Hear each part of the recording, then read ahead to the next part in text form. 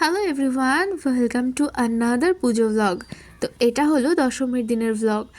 আসলে না, আমি দশমীর দিনটা মাকে আর ভাইকে ট্রিট দিই।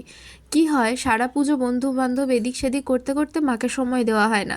সেই জন্য দশমীর দিনটা আমি ফাঁকা রাখি, যাতে মায়েরও ওই দিন কাজ করতে না হয়, বাড়িতে ভালো মন্দ রান্নাও করতে না হয়। তো আমি মা আর ভাই চলে যাই খাওয়া দাওয়া করতে। আর এই দিন মাকে ট্রিটটা আমিই দিই। আর রইল আমার বাবার কথা, আমার বাবা রেস্টুরেন্ট যেতে একদম পছন্দ করে না, তাই বাবার জন্য সবসময় কিছু না কিছু পার্সেল করে নিয়ে চলে আসি। কিন্তু বাবা যখন মাকে আর ভাইকে নিয়ে বা আমাকে নিয়ে ঘুরতে বেরোয়, তখন কিন্তু নিজে ক্যাফেতে গিয়ে আমাদেরকে এটা সেটা খাওয়ায়। বাট আমি যখন খাওয়াই তখন আমার বাবা যেতে চায় না রেস্টুরেন্টসে। তো যাই হোক, প্রথমেই ছিল স্টার্টারে ক্রিসপি চিলি বেবিকর্ন, যেটা আমাদের সবার ফেভারিট। অ্যান্ড দেন ছিল মিক্সড ফ্রাইড রাইস, আর ছিল কুম্পাও চিকেন। আর ঢাকেশ্বরী গ্র্যান্ডটা একটু এক্সপেন্সিভ, বাট পুজোর সময় আরও বেশি এক্সপেন্সিভ হয়ে যায় আমি যা দেখলাম। আর পুজোর সময় মেনুও অনেক কম থাকে, রুটি জাতীয় কিছু থাকে না।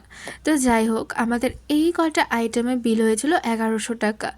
দেন এখান থেকে হাঁটতে হাঁটতে চলে যাচ্ছিলাম একটু টোটো ধরবো, কারণ যাবো একটু রথতলা। আমি আর ভাই তো রথতলার ঠাকুরটা দেখেছিলাম, বাট মা দেখেনি। তো মাকে জিজ্ঞাসা করতেই বললো রথতলার ঠাকুরটা দেখিয়ে নিয়ে আয়। সেই জন্য মাকে নিয়ে চলে এলাম। বাট এসে তো আর এক বিপত্তি। আসার সময় একটু আধটু বৃষ্টি হলেও বেরিয়ে তো অসম্ভব বৃষ্টি। আর বৃষ্টিতে তো আমাদের অবস্থা খারাপ, ছাতা ক্যারি করলেও কাদা আর শাড়ির একটা আলাদাই কম্বিনেশন হয়ে গেছিলো। তো যাই হোক, এভাবেই দশমীটা কাটালাম। তোমরা কেমন করে কাটালে কমেন্টে জানিও।